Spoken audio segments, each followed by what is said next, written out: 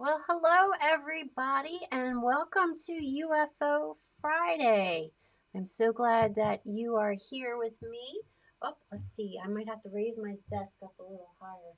My name is Michelle Umlauf, and happy Friday. Oh, look at this. This is my little microphone so that you can hear me. Distraction. So, welcome everyone. If you are new here on Facebook and YouTube, just know that I have an audience that's here with me live, and they're back in the Zoom room waiting for me after this portion of UFO Friday. So, how are you all doing? Let me know where you're from.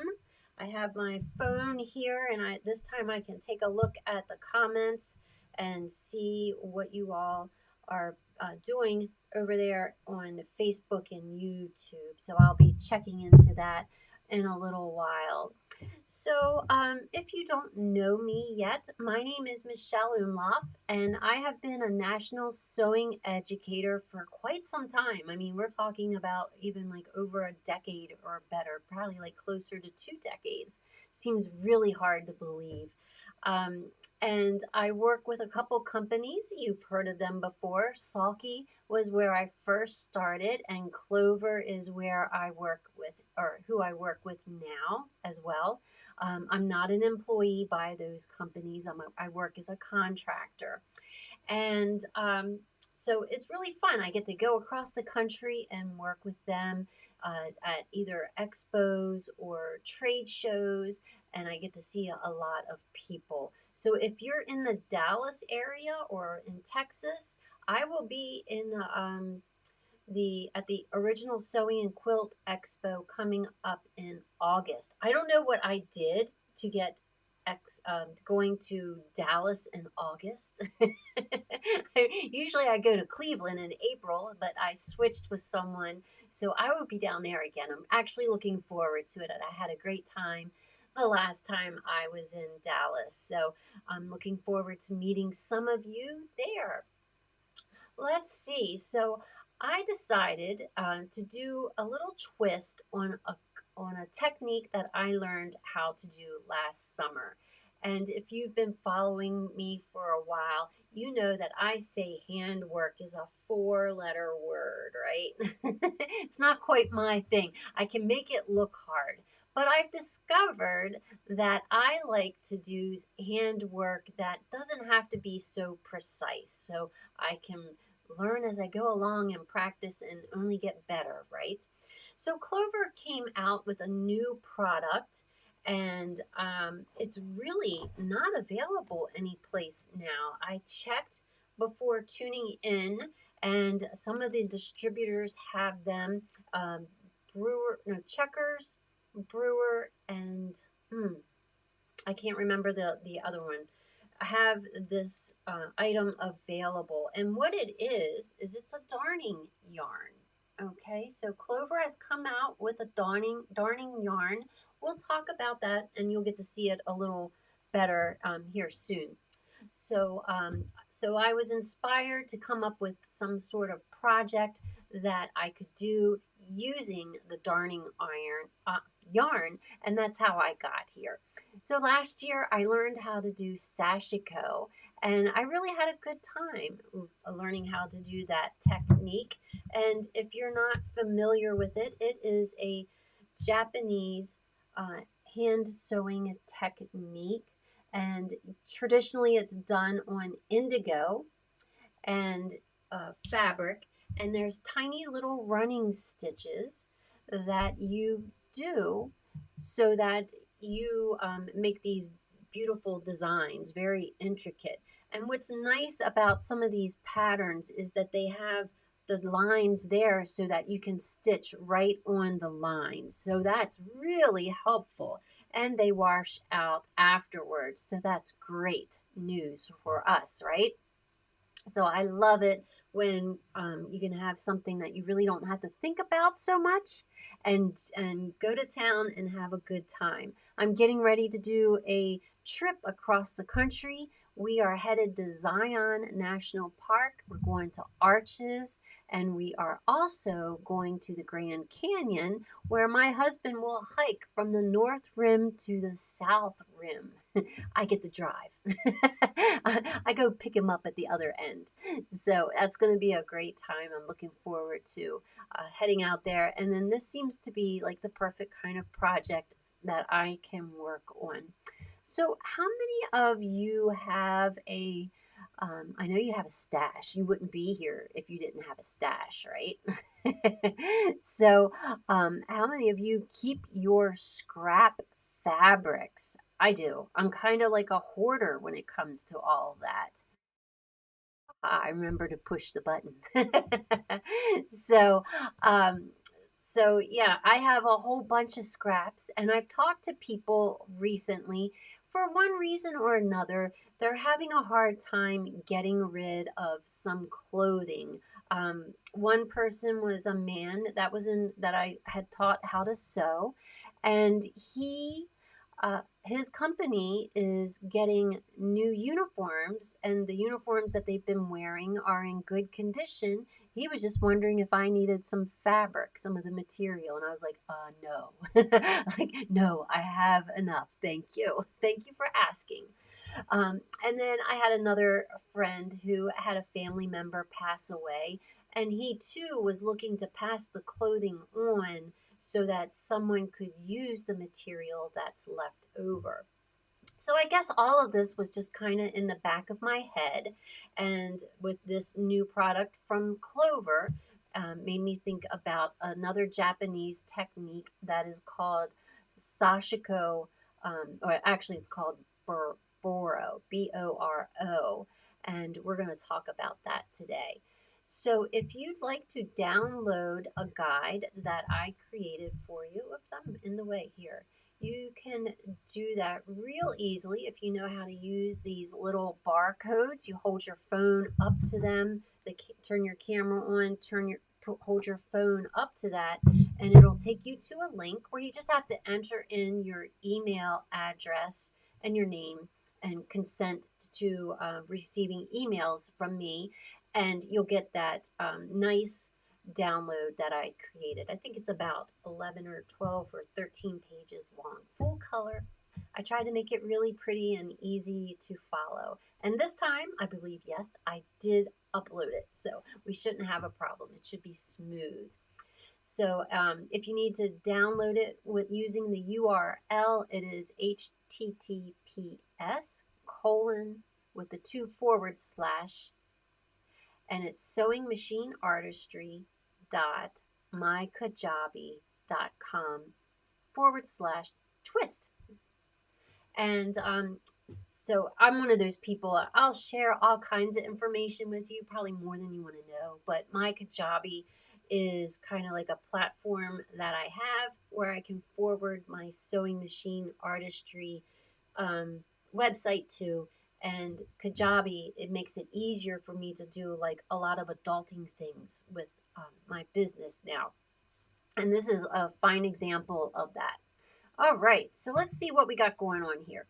So if you have any kind of clothing that needs mending, so it could be pants, it could be a shirt. I happen to have a shirt behind me where the elbow has worn out. Of all things, the left elbow, I have no idea. I'm right-handed, so I don't know why the left one wore out, but I still wear it. But now I have a way to patch it up. And then also this yarn that I'm going to show you from Clover can be used to darn things such as your socks or your knits and whatnot. And it works really well with that. And I'm going to show you some tips using some stabilizers so that you can get better results. And you'll understand why I like to use the stabilizer as a foundation. So I just love sharing all these kind of tips with you all. All right, so we already talked about the Japanese boro is a traditional mending technique that they had to repurpose textiles. It could have been like a blanket, or it could be like a clothing that they wanted to extend the life of it. So what they would do was they would collect or keep any fabric that they had from other areas. You know, it could be um, a piece of burlap or whatever, so that they could use that to help mend their clothing as it wore out. And so they were very resourceful in doing that. So this is why I thought it was a great idea. You know, if you have some extra clothing, I don't know about you guys. I don't know what the future is going to be like. So um, I might be doing this a lot more myself. But you know, we can put an artistic spin on it using the scraps that we have in our stash, right?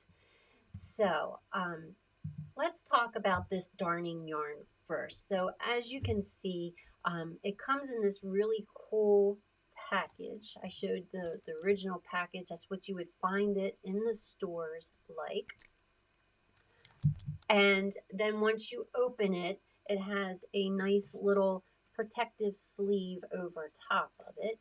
And then it reveals the card that the thread is wrapped around. And each of these colors, there's 3 in each pack, is 17.5 yards. So it's just enough to do some of your mending or some decorative kind of stitching that you might want to do. All right, we're going to run through these slides and then I'll go through a demonstration for you. Okay. This right here, I've come up with the final date for UFO Friday in from October onward.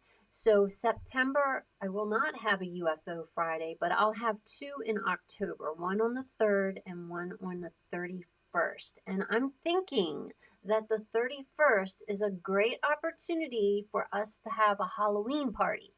Like we did some other times, we've dressed up, had fun, had some contests. And if you don't like to dress up, you can just do something with your background, something a little festive.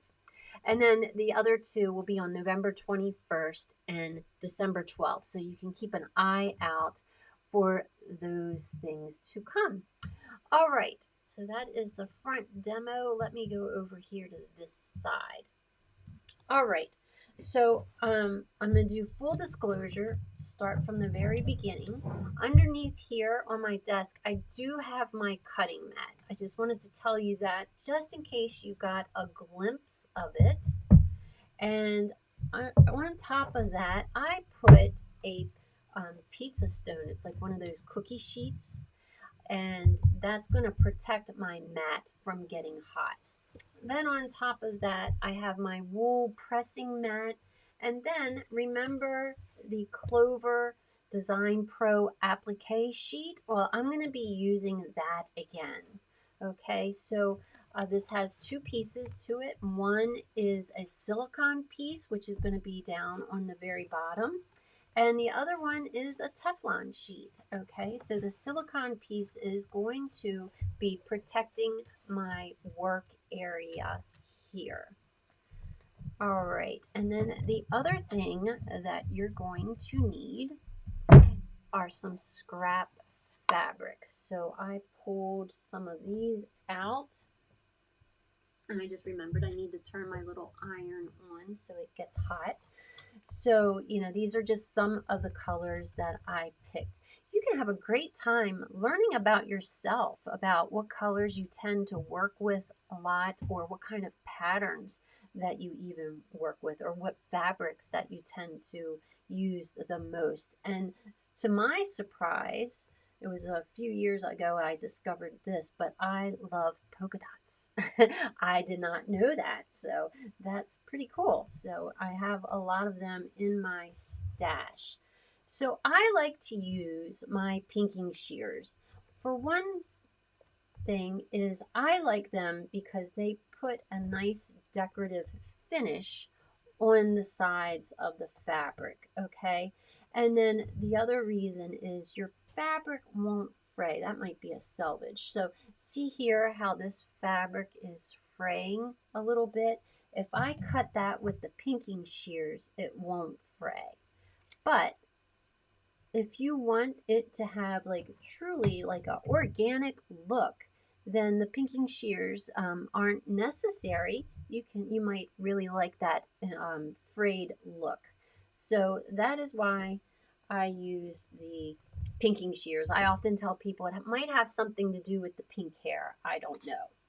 So in a previous episode of UFO Friday, I think it was even back in, we're in April, I think it was February, we talked about one of Sulky's stabilizers that is called Soft and Sheer Extra. Okay, this is the stabilizer that is a permanent stabilizer, and it does not stretch. It will not wash away because it's permanent.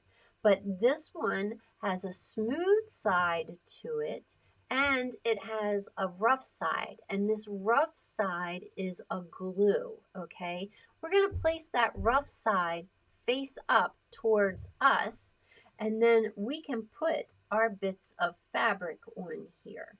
So what I did is, I'll go over these, I'll explain it first and then go back up. But what I did is I put down a little square of fabric, and then I stitched around it using the Clover darning yarn, okay, just to see how that worked, what it felt like, and how it feels, and I'll give you a closer look in a little bit. And then after I stitched that down, then I would place another piece on top of it, and then I would take the Teflon sheet. This is nice because you can see through it, and I'm having a hard time because this is up. Normally it's very low. Actually, I can look in the screen and see where this piece is. There we go. From this advantage point that I'm in right now, I can't even see it. It's all white. I don't have that on. Let's see.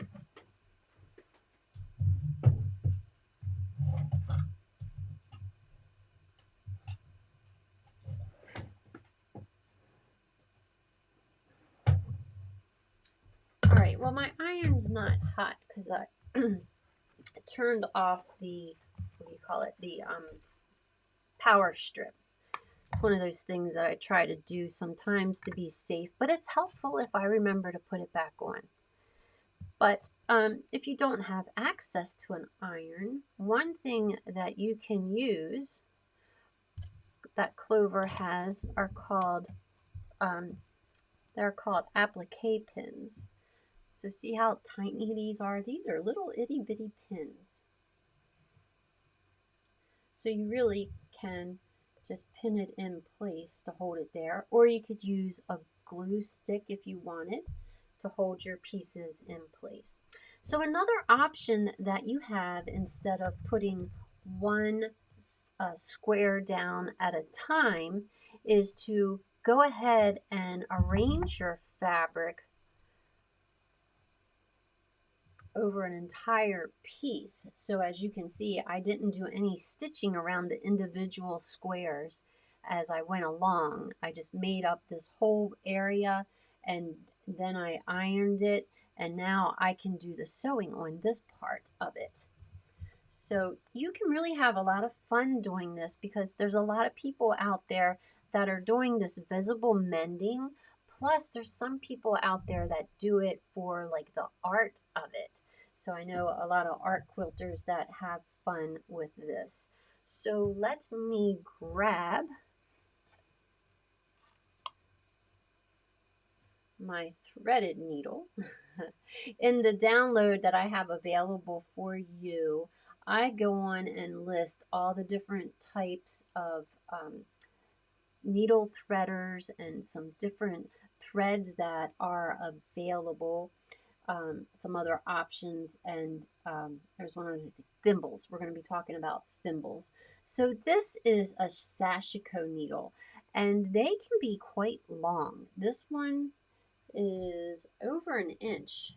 It is actually, it's almost 2.5 inches long, okay? And sashiko needles are designed like that on purpose, because remember the piece that I showed you earlier, this piece right here?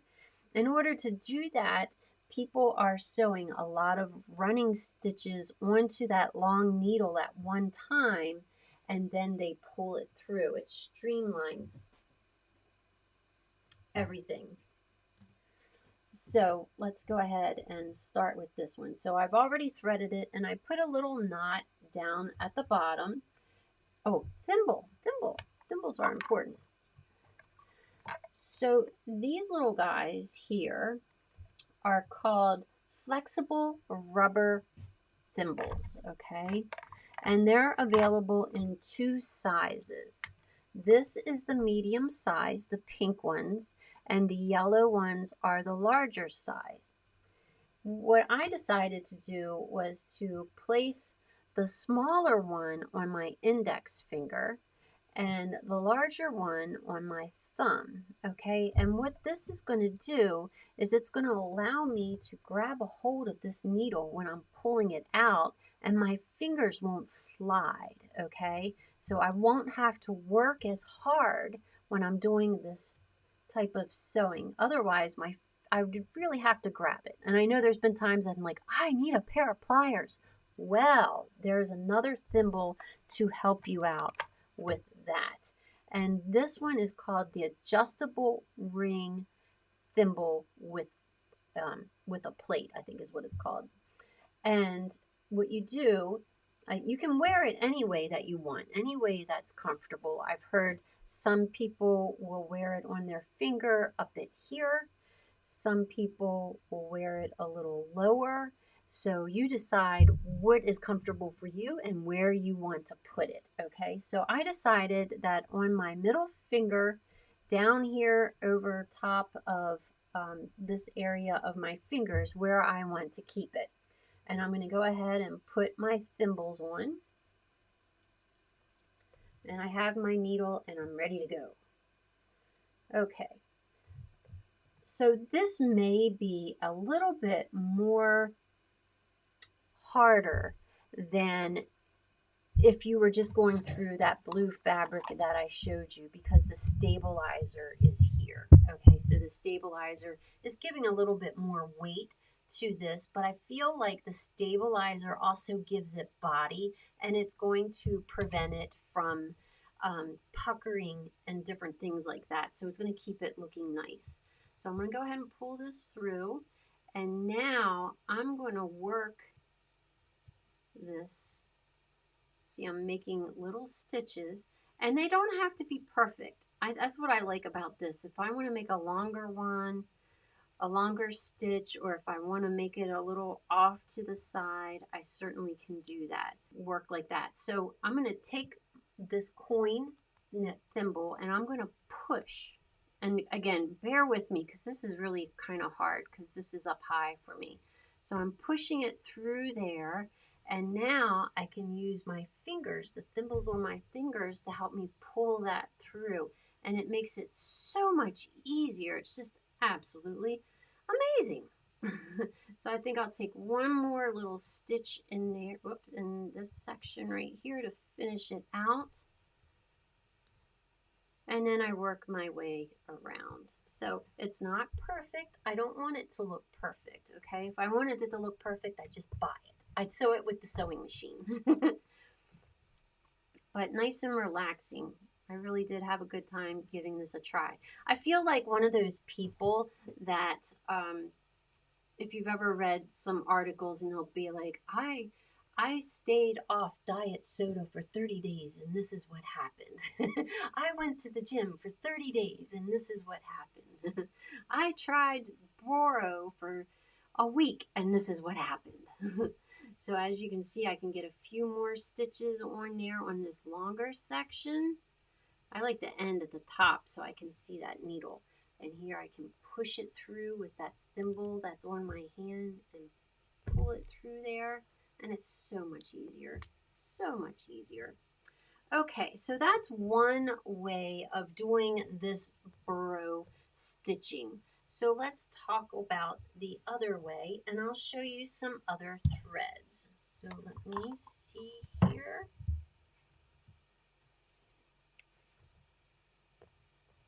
All right, here's my other piece right here.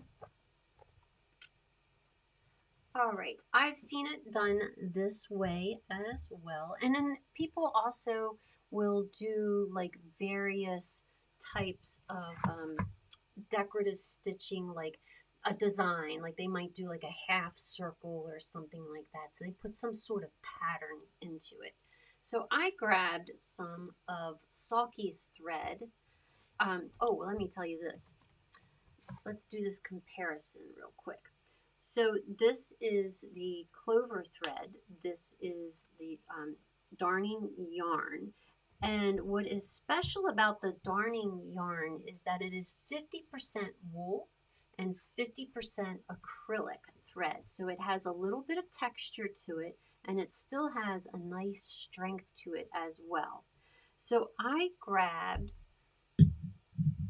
Sulky's thread that is called filaine, Filaine, filaine. And let's zoom in on that. Let me find my camera adjustments. See if I can bring that into focus a little more. So as you can see, this is the darning yarn. It's a little bit thicker, okay, than the filaine thread, which before the darning yarn came along, I really thought the filaine thread was quite thick. I also brought over some sashiko thread. So they have a special thread for sashiko. I don't know a whole lot about it, other than that is the preferred thread for sashiko. And the thing that I do know about it is that it is 100% cotton, and still it is wider yet than the darning yarn. I also grabbed some of Sulky's, I'm trying to find the best color, Sulky's thread that is called cotton blendables or solid color cotton thread, and this is a 12 weight. So we can compare what that looks like as well. Okay, it's close to the width or the weight of the filaine, the acrylic. So you can kind of barely see the differences there. Let me see if I can come down a little bit closer. Ah, how about that? That's nice. There you go. You can see that a lot better. You can definitely see in this thread how the two plies, one is wool, one is acrylic, the darning yarn, how they are twisted together. And then I think I brought one other thread over for you to see. This one is just for fun. This is also the Sulky's 12 weight. This is called Cotton Blendables. It's one of my favorites for working with multiple colors, especially if you're trying to match something. Don't. Well, sometimes it's hard. So Cotton Blendables, some of you will think of it as a variegated type thread. So see how that changes color. All right, and just one other thread that I brought over is regular sewing thread. If I can get it out, get it started.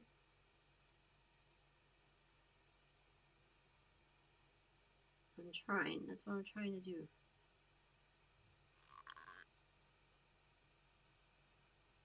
Why do these things happen when I go online? Go live. Okay, so that's regular thread. Whoops, you can't even see it. It's so much smaller you can't even see it. So that's regular thread. That is a lot thinner yet than all of those. So you really want a thread that's going to show. You want to embellish this fabric so that it's nice and pretty. Okay, so just a little bit about the different types of thread options that are out there. And there's many more. I brought one more. I forgot. I brought pearl cotton, and this is an 8 weight thread. Pearl cotton is really pretty also. So that's a little heavier yet. So, you know, when you have these different weights of thread, you can add a lot of texture and a lot of dimension and just a lot of interest to your projects when you change things up a little bit. So it doesn't all have to be the same. Okay, so what do I have loaded up and ready to go? I do not have an embroidery threader, so I have to thread my needles a different way. So maybe I'll just use this cotton blendables thread and have fun with that. So let me locate my needle.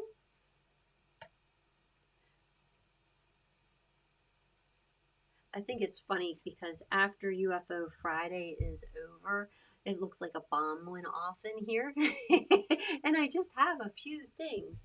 So let me adjust the camera again. Are there any questions so far? Feel free to type them into the chat if you'd like. I'll keep an eye on that. And I have my thread there. So what I'm doing to thread my needles, since I don't have the benefit of having the threader here, is I'm just going to fold the thread and kind of put it in between my finger and my thumb there and work the needle into the eye. That seems to work pretty well. In the download that's available for you, there are several different types of needle threaders that I show you. I have all the ones for like regular thread. I'll have to put that on my list, right? On my list. So let's tie a little knot down here. Just a simple knot. I can only imagine how much kids would love to do this over the summer. Play with your scraps and put things together using the scraps. In fact, I'm teaching kids this summer, and I think this is going to be one of the things that I might show them how to do. All right, so we're just going to do this. I'll probably even do this a little longer. So I'm going in here.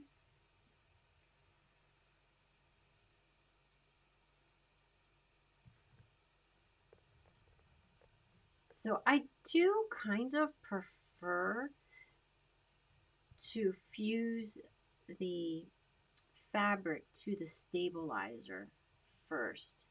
I just like it holding everything in place for me. Maybe perfectly I would like to do it with one at a time. But it takes up a lot of time. So for those of you that do your hand sewing, and see, I don't even have my thimbles on, that do your hand sewing and you do the binding by hand, I'm sure you can do this really, really fast.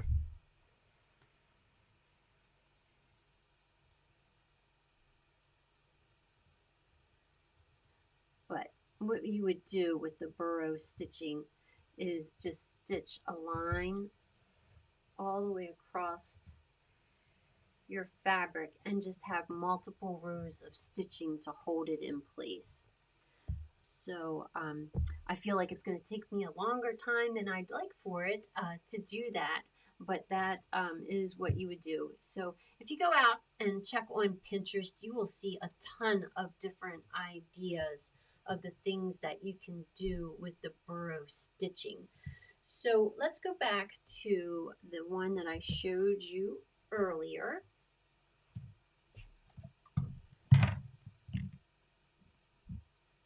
And now we can say, okay, Michelle's all finished with this one. And what I'm going to do is I'll just cut this off. And what I'm going to do, oh, I didn't bring the right scissors over with me. But what I'm going to do is I'm going to cut around this very closely.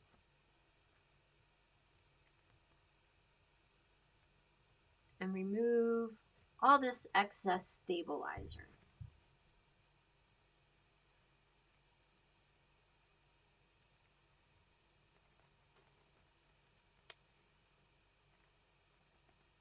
And this is going to take me a hot little second to do it. I might just do half of it.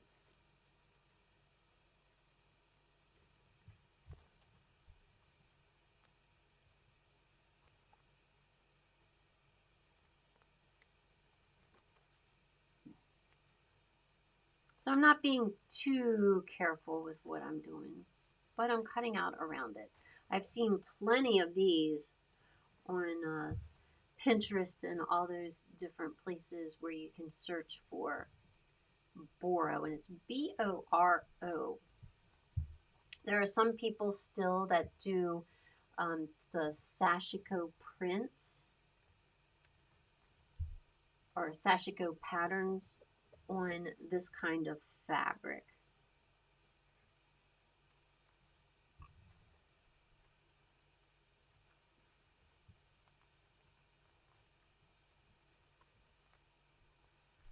Okay, so I'll just leave it at that and you'll get the idea. But that would be really cute with this odd shape to put it on your jeans or whatever it is that you need to mend. So let me grab my shirt and I'll show you what that looks like. So I gotta switch my camera view. Yeah. Let's see. Something changed.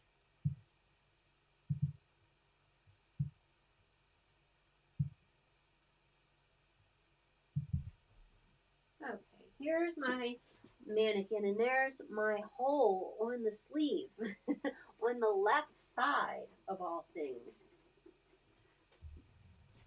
So with this particular shirt, it would be very easy to fix this section. So I did take my pinking shears and I cut that area out. But if I wanted to do what this is actually kind of called reverse applique, put this underneath of there, and now I can patch up that section. So I could do it from the underside. So think about your jeans that have a hole in them. You could do it from the inside so that the fabric is looking out.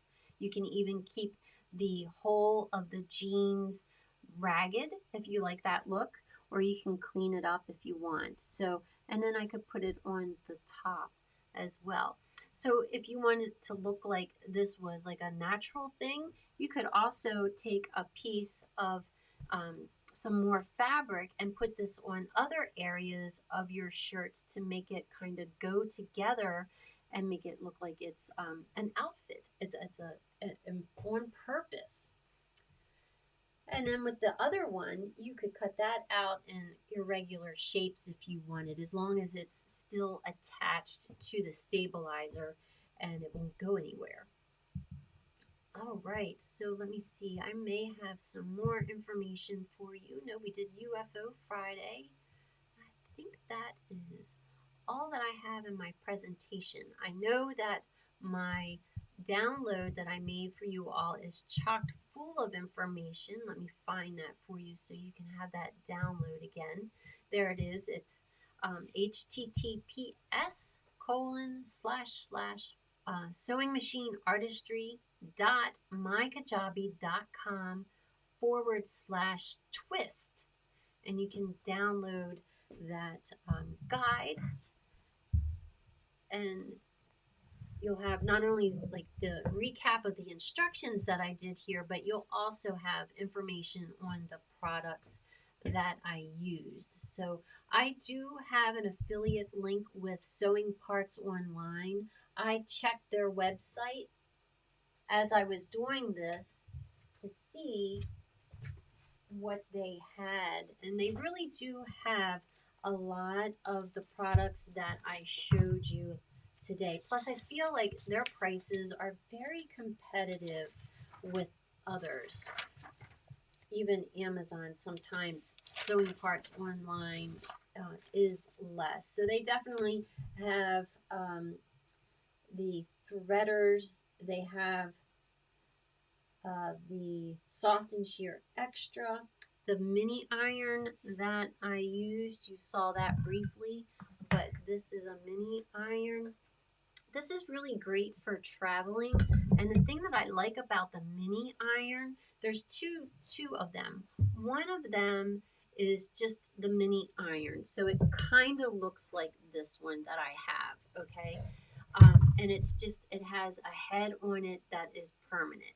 This one is called the Mini Iron 2, and it's the adapter. So you can get various adapter heads to put on this. So if you need a different shape or a smaller head than this one, you can use them interchangeably. And it does get hot, okay? Not like some small crafting irons. So they actually have 3 different ones to choose from on Sewing Parts Online. And they have the Sashiko needles that you would use if you wanted. The other type of needle that I liked was also called chenille needles. You would want to get that in a size 24, I believe. The 24s are the longest ones. And no, I'm sorry, I think the 18s are the longest ones. And they did not carry either thimble that I showed you today. When I go out, it is so fun to work with people. They come in and they're looking for a thimble to use, and they are very particular about their thimbles. The leather thimbles are definitely very popular, but I've learned a lot just listening to ladies that do the hand sewing and how they use their thimbles and how particular they are about which finger it goes on and how it feels. And you can use this thimble because you have long fingernails, and it's just really cool. So I will end UFO Friday here. Thank you very much for joining me. If you're out there on Zoom, if you're out there watching me on Facebook or YouTube, I appreciate you taking the time out of your day to tune in. And I'm going to go join the party in Zoom. Have a great weekend, and we'll see you next month. Stay tuned for more information about that. Bye.